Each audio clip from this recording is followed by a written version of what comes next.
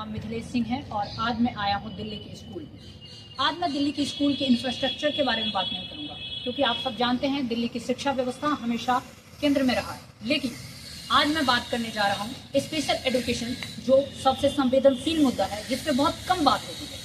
और मेरे साथ प्रतिभा मैम है और इन्होंने स्पेशल एजुकेशन के ऊपर काफ़ी सालों से काम कर रही है और हम जानने की कोशिश करेंगे कि उसका करंट सिचुएशन क्या है।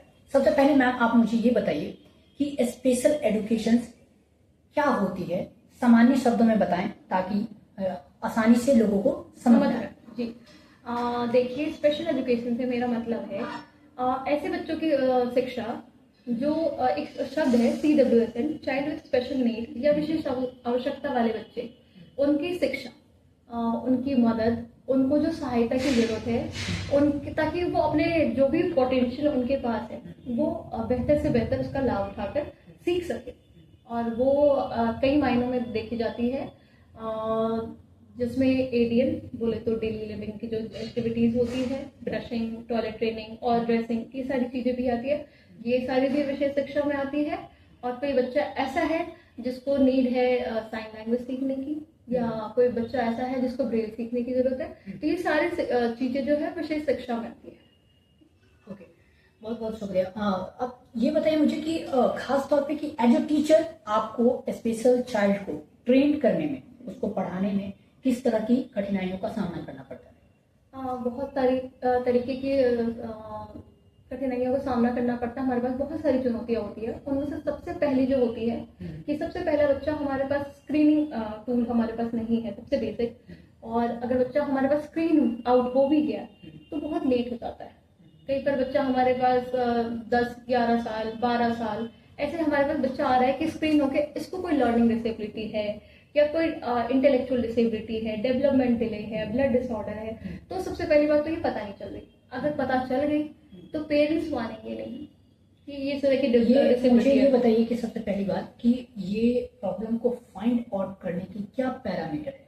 पैरामीटर बहुत सारे हैं, क्योंकि देखिए हम इंडिया में RPWD एक्ट 2016 पे काम कर रहे हैं, जिसमें 21 डिसेबिलिटी है और हर डिसेबिलिटी के अलग अलग पैरामीटर है, सिम्टम्स अलग है, उनके पैरामीटर्स अलग है। तो फिजिकल डिसेबिलिटी जो आंखों से दिखाई देती है, हिडन डिसेबिलिटी जैसे लर्निंग डिसेबिलिटी है, आप लोगों ने तारे ज़मीं पर मूवी देखी होगी और काफी अच्छे से उसमें एक्सप्लेन किया गया है।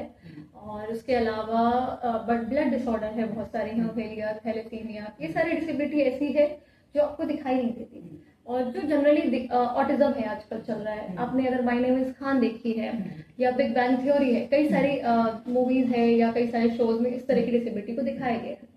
तो वहां पर बहुत डिटेल में बताया गया। माय नेम इज खान में जो शाहरुख खान जो कैरेक्टर प्ले कर रहे हैं वो एक ऑटिस्टिक चाइल्ड है या ऑटिस्टिक अडल्ट का रोल प्ले कर रहे हैं। तो इस तरह के तो आप कोई एक पैरामीटर को तो मैं आपको नहीं डिस्क्राइब कर सकती, लेकिन हाँ बहुत सारे सिम्टम्स है। सबसे पहले इनका ये रहता है कि डेवलपमेंट डिले रहते हैं। एक पैरामीटर सेट है कि अच्छा 6 महीने का बच्चा है तो सिटिंग उसकी आ जानी चाहिए, या अगर 1 साल का बच्चा है तो चलना स्टार्ट कर दिया होगा, बोलना स्टार्ट कर दिया होगा। अगर यहाँ पर बच्चा कहीं ना कहीं पिछड़ रहा है तो थोड़ा सा ध्यान देने की जरूरत है। तो हॉस्पिटल विजिट करने के साथ आपको ये सारी चीजें डॉक्टर बताएंगे। और मैं ये भी जानने की कोशिश करूंगा क्योंकि सबसे पहली बात, जब डिसेबिलिटी पता चलता है तो समाज उस बच्चे के साथ और खासतौर पर उनके पेरेंट्स का क्या व्यवहार होता है? सबसे पहले तो वो डिनाइल में रहते हैं बहुत लंबे टाइम तक कि नहीं नहीं ऐसी कोई बात नहीं है, मेरा बच्चा तो नॉर्मल है। अगर मैं फिजिकल डिसेबिलिटी की बात ना करूँ तो बाकी डिसेबिलिटी की बात करूँ तो जनरली यही रहता है कि नहीं नहीं हमारे बच्चे को कोई दिक्कत नहीं है, हमारा बच्चा तो सारे काम कर लेता है, बस उसका पढ़ने में नहीं मन लगता, क्या हो गया, मैंने भी तो पढ़ाई नहीं करी। और मैं गर्ल्स स्कूल में हूँ तो वहाँ तो सीन और भी बहुत ज़्यादा, मतलब बहुत ज़्यादा सिस्टम खराब है हमारे यहाँ का। क्योंकि जनरली कहते हैं हाथ पैर जोड़ने लग जाएंगे। पेरेंट्स का कहना है कि नहीं मैडम आप ये सारी बातें ना बोलो, हम दूसरे स्कूल में एडमिशन नहीं डालेंगे, कि बच्चों को सोसाइटी में पता चल जाएगा तो शादी कौन करेगा इससे, हमें सर्टिफिकेट नहीं बनवाना, बाकी आप इसको सिखा दो, सीख लेगी, कोई नहीं। इस तरह की बातें आती है। और वो एक जो स्टिग्मा से डरते हैं, वो टैग नहीं चाहते डिसेबिलिटी का।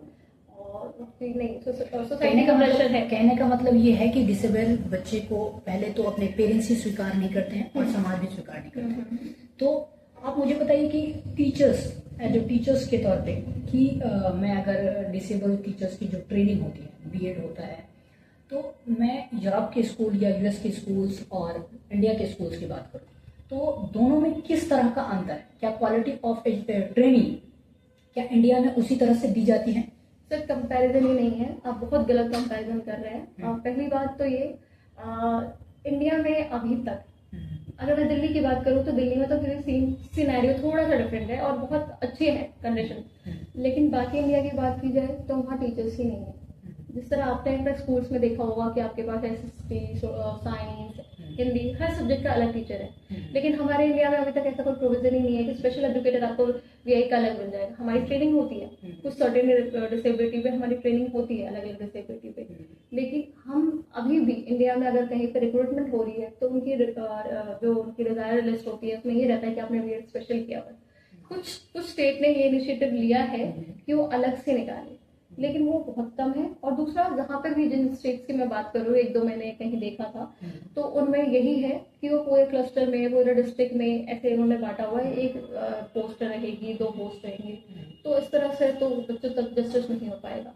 तो अगर मैं ओवरऑल डाटा की बात करूँ तो जो आपने यूरोपियन कॉन्टेक्स्ट में बोला है, तो ये रहता है कि नहीं, यूरोपियन कंट्री तो बहुत बहुत फॉरवर्ड है, अभी हमसे बहुत आगे, हम उनके आसपास भी नहीं है, आसपास पहुंचने का सोच भी नहीं रहे हैं अभी तक मैं बात करूँ तो। क्योंकि जिस तरीके से आप बता रहे हैं उस स्तर पे देखा जाए तो हमारे जो गवर्नमेंट है उस लेवल पे न पॉलिसी है, न रिसोर्सेस है, न इंफ्रास्ट्रक्चर। हाँ, दिल्ली में बैठकर मैं अगर ये बात करूँ तो 21 डिसेबिलिटी का बच्चा अगर कोई आएगा तो मैं उसको अकेले डील करूंगी।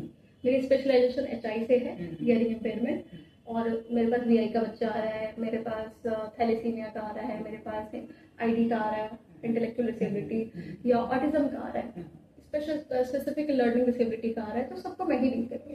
कहने का अगर मतलब समझा जाए सामान्य शब्दों में, जैसे आप स्कूल्स के टीचर्स को देखते हैं तो स्पेशलाइजेशन होता है कि कोई टीचर सोशल साइंस पढ़ा रहा है, कोई टीचर साइंस पढ़ा रहा है, कोई मैथ्स पढ़ा रहा है।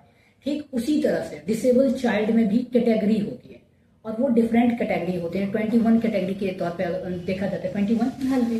तो 21 के लिए एक स्पेशल टीचर की जरूरत होती है कि एक ही टीचर सारे डिसेबल बच्चे को पढ़ाने में सक्षम नहीं होते हैं। लेकिन अगर देखा जाए तो दिल्ली के स्कूल में भी सारे डिसेबल चाइल्ड को पढ़ाने के लिए टीचर्स अवेलेबल नहीं है।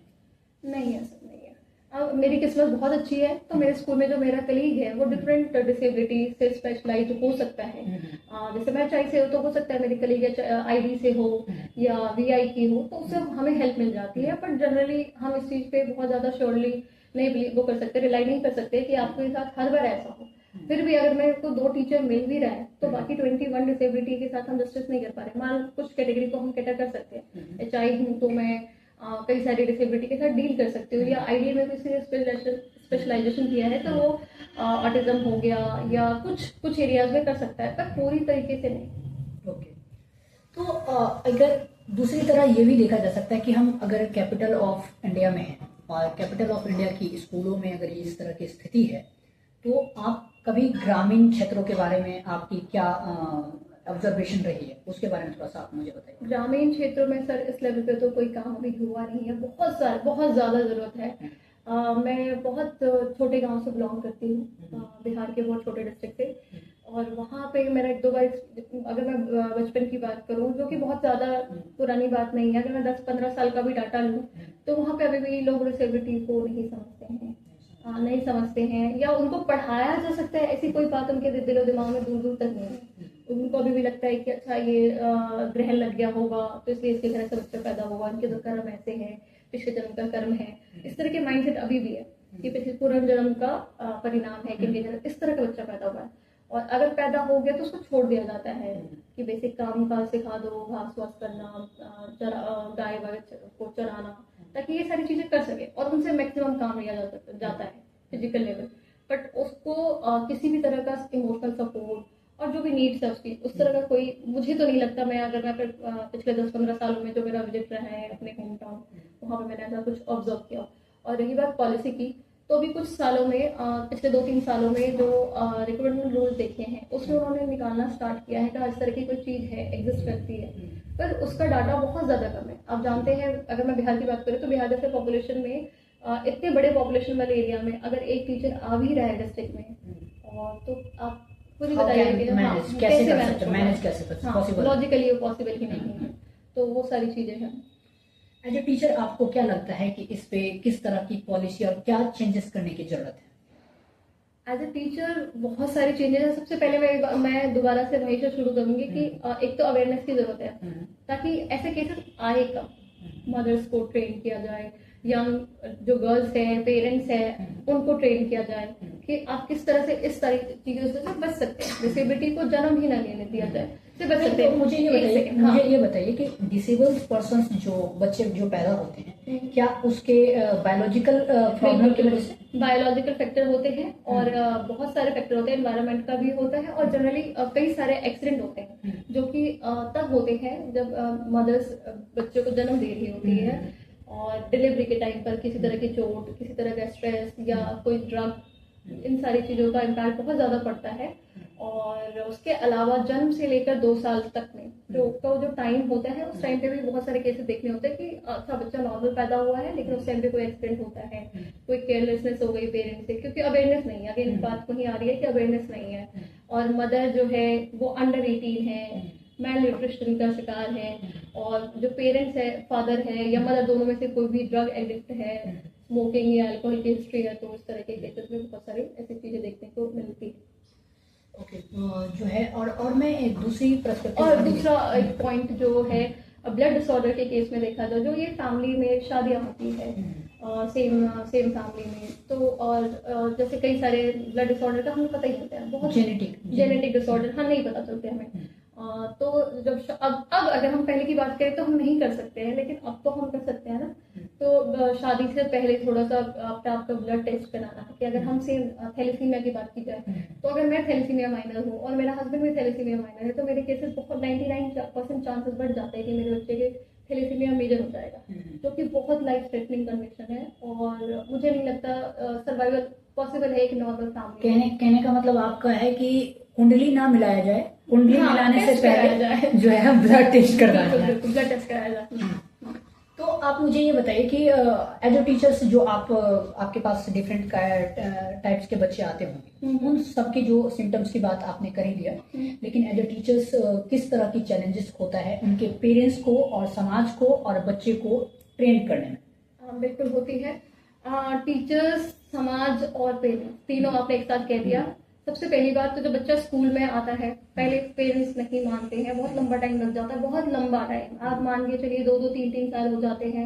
अगर मैं आपको एक केस, मैं आपको अभी मेरे को रिसेंट में ध्यान आ रहा है, बिल्कुल रिसेंट केस है। उस बच्चे को मिर्गी का दौरा आता है, मिर्गी आप समझते होंगे, और उनको मैंने बताया कि सर ऐसी बात है, मुझे एक तरह से स्क्रीनिंग चलती है दिल्ली में, वो स्क्रीनिंग ड्राइव है, तो उसमें बच्चा फाइंड आउट हुआ। तो मैंने उनको बताया, पहले वो पेरेंट आए और अच्छे पेरेंट्स थे, ऐसा नहीं है कि उन्होंने डिनाइल, उन्होंने एक्सेप्ट करा कि हाँ, रोने लग गए।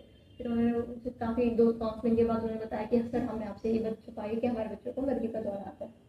अब मुझे उनको समझाना था कि सर आपका बच्चा जो है वो border line intellectual development delay है, ठीक है। अब ये बहुत मुश्किल काम है। जो फर्स्ट लर्नर है, उनके पेरेंट्स को मैं ये नहीं समझा पा रही कि आपके बच्चे को समझ, वो कहेंगे नहीं मेरा बच्चा पागल नहीं है, पहला शब्द उनके दिमाग में ये आएगा कि मेरा बच्चा पागल नहीं है।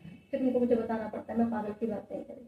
फिर मैं उनको, अगर मैं बात करूँ कि आप IQ असेसमेंट के लिए जाओ, लड़ते हैं कि आप मेरे बच्चों को CT स्कैन के लिए कैसे कह रहे हो, आप मेरे बच्चों को दिमाग के कैसे कह रहे हो, मेरा बच्चा पागल नहीं है, मेरा बच्चा तो बिल्कुल सब कुछ कर लेता है, सिर्फ पढ़ाई में कमजोर है, उसमें हमारी गलती है क्योंकि हम पढ़े लिखे नहीं। इस तरह की बहुत तरीके की बातें आती है और वो हॉस्पिटल जाते हैं, हम असेसमेंट होता है पूरा, जो बच्चे का IQ टेस्ट वगैरह होता है।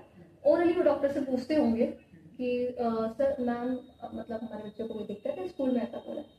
अब डॉक्टर तो यही कहेंगे कि नहीं आपके बच्चे को कोई दिक्कत नहीं है, क्योंकि सच में अगर मैं बात करूँ IB है, इंटेलेक्चुअल डिसेबिलिटी है या स्पेसिफिक लर्निंग डिसेबिलिटी है, उसकी कोई मेडिसिन नहीं है। तो डॉक्टर आपको आम भाषा में यही समझाएगा कि नहीं आपके बच्चे को कोई दिक्कत नहीं है। तो मुझे बहुत एरोगेसी के साथ मुझे कॉल करते हैं, मेरे बच्चे का टेस्ट हो गया और मेरे बच्चे को कोई दिक्कत नहीं है, डॉक्टर ने बोला कोई दिक्कत नहीं, उसका दिमाग बिल्कुल ठीक है। कहने के मतलब ये है कि मेडिकली भी उस चीज का भी ट्रीटमेंट नहीं है, क्योंकि कई सारे जो हमारी जो कंडीशन है, मेडिकल कंडीशन है, डिसेबिलिटी है, उसका कॉज ही नहीं पता हमें, तो हम उसको ट्रीट, कुछ डिसेबिलिटी में हम ट्रीटमेंट दे सकते हैं, पर जनरली केसेस में ऐसा है जो उनको हम ट्रेन कर सकते हैं बच्चों को। तो सबसे पहला प्रॉब्लम तो वही आ गया कि पेरेंट्स नहीं मान रहे हैं। और हॉस्पिटल में डॉक्टर आम भाषा में मुझे मैं समझ सकती हूँ कि अब उनके पास तो यही है कि नहीं, आपके बच्चे को मेडिसिन की जरूरत नहीं है। उन्होंने बाकायदा पूरा लिख के दिया है कि इस बच्चे का सर्टिफिकेट बनेगा, कौन सी कैटेगरी में बनेगा, कितने % बनेगा। उसके बाद वो कह रहे नहीं डॉक्टर ने तो हमें ऐसा बोला, अब आप ऐसा कह रहे हो, तो अब चलिए ठीक है। वो है पहला स्टेज जब हम फिक्स करते हैं। दूसरा पीयर लेवल पे, अगर उस बच्चे का भाई है, बहन है, तो नॉर्मल है, तो वो उसको बार बार उसकी चीज़ों को ले लेना या उसको छेड़ना, उसका मजाक बनाना, उसकी अगर वो अलग तरीके से बात कर रहा है या वॉइस क्लियर नहीं है, स्पीच क्लियर नहीं है, तो उसका मजाक बनाना, ये शुरू तो घर से हो जाता है। बच्चे को, जो बच्चा है उसको ऑलरेडी पता है कि मेरी क्या कमियां है ना, मतलब आप ये मान के चलिए बच्चे को समझ नहीं है, लो IQ है, लेकिन उस बच्चे को पता है कि लोग मेरा मजाक किस बात पे बना रहे हैं। तो कहने का मतलब जो है आप डिस्क्रिमिनेशन की बात, हाँ डिस्क्रिमिनेशन की बात कर रही हूँ, वो कहीं ना कहीं घर से शुरू हो जाती है और स्कूल में भी आकर। और मैं अगर दिल्ली की बात करूँ तो दिल्ली में हम इंक्लूसिव एजुकेशन की बात कर रहे हैं। ये एक ऐसा सेटअप है जिसमें सारे बच्चे एक ही स्ट्रक्चर में पढ़ते हैं, एक ही बिल्डिंग में एक साथ एक क्लासरूम में पढ़ेंगे, जो भी उनकी डिसेबिलिटी है। क्योंकि जो हमारा मेन स्ट्रीम है हमारे एजुकेशन का, वो ये है कि इन बच्चों को जो मार्जिनाइज्ड हो गए हैं, हाशिए पे है समाज के, उनको क्या करना है, उनको मेन स्ट्रीम में लाना है। तो मेन स्ट्रीम में लाने की बात हो रही है, तो इंक्लूसिव एजुकेशन एक अच्छा सेटअप तो है, एक बहुत अच्छी सोच है, लेकिन इम्प्लीमेंटेशन में मुझे खुद नहीं समझ में आता कि कैसे करें। अब एक बच्चा है जिसको सुनाई नहीं दे रहा, आप ये बात समझते होंगे कि जो बच्चा बिल्कुल पूरी तरह से नहीं सुन पा रहा, अगर मैं प्रोफाउंड केस की बात करूँ या सीवियर केस की बात करूँ, तो वो बोल भी नहीं सकता। बिल्कुल। हाँ, तो जो बच्चा सुन नहीं सकता, बोल नहीं सकता, वो पूरा का पूरा सिलेबस, उसका ब्रेन नॉर्मल है, वो आपकी बात मेरी बात समझ सकता है, लेकिन हम पूरा सिलेबस कैसे कराएं उसको। बिल्कुल, कहने का मतलब ये है कि जो ट्रेनिंग है, खासतौर पे ट्रेनिंग देखा जाए कि बच्चे की जो करंट स्थिति है, मेंटल या साइकोलॉजिकल, इंटेलेक्चुअल, उन सभी स्थिति को बारीक से समझने के बाद उसको नॉर्मल बच्चे के साथ पढ़ाना बहुत कठिन होता है। तो आपके हिसाब से जो रूल लाए गए हैं, ये रूल पूरी तरह से ठीक नहीं है? हाँ, पूरी तरह से ठीक तो नहीं कहूंगी, क्योंकि इसमें बहुत सारे लूप होल है कि हम इम्प्लीमेंट करें तो कैसे। बहुत प्रैक्टिकल लेवल पे बहुत सारी प्रॉब्लम आती है, क्योंकि हम कहीं ना कहीं फॉरेन कंट्रीज को फॉलो कर रहे हैं, यूरोपियन को फॉलो कर रहे हैं कि हाँ, लेकिन इंडिया की कंडीशन बिल्कुल अलग है। बिल्कुल। और हमारे क्लास में सिर्फ डाटा में हमें कहा गया है कि आपकी क्लास में 35 स्टूडेंट होंगे, पर आप किसी भी क्लास में चले जाइए आपको 35 से ज्यादा मिलेंगे। कई बार 60 बच्चे होते हैं, 47, 45 तो मिनिमम है। तो जिन्हें स्कूल की कंडीशन बहुत अच्छी होती है, उनमें उस क्लास में बिठाकर एक HI के स्टूडेंट को teacher, normal teacher, subject teacher, वो पूरा आप इंग्लिश का हो गया, साइंस का, मैथ्स का सिलेबस कैसे कराएगा। और बहुत कोशिशों के बाद अगर स्पेशल एजुकेटर बहुत एफर्ट लगा भी रहा है, तो भी ये लॉजिकली आप थोड़ा 6th क्लास लॉजिकली पॉसिबल नहीं है। 6 में करा लोगे, 7th में करा लोगे, बट लॉन्ग टर्म में नहीं करा पाओगे। कहने का मतलब सिंपल है कि डायरेक्ट आप यूरोप और अमेरिका की पॉलिसी को कॉपी करके इंडिया में जो एस्टैब्लिश करना गलत है। और वो आपको समझना होगा कि जब आप धरातल पे आएंगे, और जब अब मैं एजुकेटर से जैसे बात कर रहा हूँ, तो उसको किस तरह की कठिनाइयां हो रही है। क्योंकि जैसे आप आसान शब्दों में समझिए कि एक नॉर्मल बच्चा किस तरह से पढ़ाई लिखाई करते हैं और उसके साथ एक स्पेशल चाइल्ड को बिठाते हैं, तो सबसे पहले तो उसके साथ एक डिस्क्रिमिनेशन होता है। हो सकता है कि उसके पीछे एक माइंडसेट होगा कि डिस्क्रिमिनेशन खत्म हो, लेकिन डिस्क्रिमिनेशन खत्म कर देना, लेकिन उसके साथ साथ जो उसकी ट्रेनिंग होती है वो भी सबसे महत्वपूर्ण है। और जब टीचर जो उसको ट्रेनिंग देंगे तो उसके साथ वो पॉसिबल नहीं होता है, लॉजिकली पॉसिबल नहीं होता है। तो आपके हिसाब से ये एजुकेशन पॉलिसी जो बनाया गया है जिस तरीके का, क्या उससे आप डिनाई बिल्कुल करते होंगे? क्योंकि एज ए टीचर आपको परेशानी हो रही है, तो ये पॉलिसी मेकर को एक सर्वे करना चाहिए, सर्वे करके उस चीज को, डेटा को एकत्रित करके उसके ऊपर जो करेक्शन हो सकता है उसको करना चाहिए। नहीं, मैं पूरी तरह से आपकी बात से सहमत नहीं हूँ। देखिए, RPWD एक्ट 2016 आया था, और उससे पहले हमारे पास 2007 में हमने साइन किया था इंडिया में UNCRPWD था 2006 में। उसमें पहली बार भी बात की गई थी। उससे पहले हमारे यहाँ PWD है, पर्सन विद डिसेबिलिटी का लॉ था, और अब हमारे पास राइट है। तो वो आया है 1995 की बात हो रही है, जब हम साथ डिसेबिलिटी पे काम कर रहे थे, वही चला आ रहा था। और पहली बार बात हुई कि नहीं, हम इसको क्या करेंगे, इसको राइट लाएंगे। और तब हमने बात की राइट टू इक्वालिटी की बात को फॉलो किया, और तब हमने ये बात की कि नहीं, फ्री एजुकेशन और कंपल्सरी एजुकेशन होनी चाहिए, इन बच्चों के लिए भी होनी चाहिए। और वो सारी चीजें हमने जब लाया गया, वो रूल बहुत अच्छे हैं। नहीं, मेरे सवाल हाँ, मेरा सवाल ये था, मैं समझ गई आपके सवाल, मैं आपके सवाल समझ गई। RPWD एक्ट में सारे प्रोविजन है, लेकिन बात आ रही है उसके प्रोविजन के और इम्प्लीमेंटेशन में कि 2016 को की बात करें तो आज हम 2025 में बैठे हैं, 9 साल पूरे कंप्लीट हो चुके हैं और NEP 2020 भी आ चुका है। तो अभी तक उसका मुझे नहीं लगता हमने 1% भी इम्प्लीमेंट किया। अगर वही ठीक से इम्प्लीमेंटेशन पे काम किया जाए तो वो पॉलिसी बेकार नहीं है। अगर नहीं, आपके हिसाब से मैं भी इस चीज को डिनाई नहीं कर रहा हूँ कि 70-80% प्रॉब्लम सॉल्व हो जाएगा। मेरा सवाल सिर्फ एक चीज पे था कि जहाँ पे जो है स्पेशल चाइल्ड को और एक नॉर्मल चाइल्ड को एक क्लास में बिठा करके जो पढ़ा रहे, जो रूल बनाया गया है, आप एज ए टीचर उस चीज को चैलेंजेस फेस करते हैं, आपको कठिनाई होती है, तो ये चीजें आपने कोई रूल बनाया, रूल को आप जब तक धरातल पे जाकर के उसका फीडबैक नहीं लेंगे तब तक आप उस चीज को करेक्शन नहीं कर सकते, और जब करेक्शन नहीं करेंगे तब तक आप परिणाम तक नहीं पहुंच सकते, जो ऑब्जेक्टिव जो आपका गोल है वो हासिल नहीं कर सकते। तो आपके हिसाब से उसमें क्या चेंजेस करना चाहिए? सर चेंजेस मैं ये नहीं कह सकती कि मैं आप मतलब इस चीज के फेवर में नहीं हूँ। अगर कुछ बच्चा है और ये दोबारा कैटेगरी पे आते हैं कि अगर केस प्रोफाउंड है, सीवियर है, तो उस बच्चे को इंक्लूसिव की जगह हम स्पेशल उसमें भेज सकते हैं ताकि वो बच्चा अपने लेवल के अकॉर्डिंग बेहतर अचीव कर सके, अपने पोटेंशियल के अकॉर्डिंग। लेकिन अगर बच्चा नॉर्मल है तो उसको हम इंक्लूसिव सेटअप में पढ़ाया जाए, क्योंकि स्कूल खत्म होने के बाद आप कोई ऐसा स्पेशल सोसाइटी नहीं क्रिएट करने वाले, है ना। अगर मैं बात करूँ HI का नॉर्मल बच्चा है जिसके पास थोड़ी सी हियरिंग है, ठीक है, तो अब बच्चा सुन सकता है, सुन के, लेकिन अगर मैं उसको फर्स्ट डे ही मुझे पता है मेरा बच्चा हियरिंग इम्पेयर्ड है, सुन नहीं सकता, या उसकी हियरिंग में थोड़ा सा है 40% है कि हाँ वो सीख सकता है, तो सुनेगा नहीं तो सीखेगा नहीं बच्चा। तो ऐसे स्कूल में चला जाता है जो स्पेशल स्कूल है, जो टोटली HI बेस्ड है, डेफ एंड डम्ब का स्कूल है, तो वहाँ बच्चा तो सुन ही नहीं रहा तो सीखेगा कैसे? जो उसकी थोड़ी बहुत हियरिंग है उसका यूटिलाइज भी वो नहीं कर पाएगा, तो सीखेगा नहीं, तो साइन लैंग्वेज सीख लेगा। आप ये बताइए 12th पास करने के बाद जब वो बच्चा सोसाइटी में आएगा, उसको बेसिक एक आलू की सब्जी खरीदनी है, सब्जी वाले को कैसे आलू समझाएगा वो?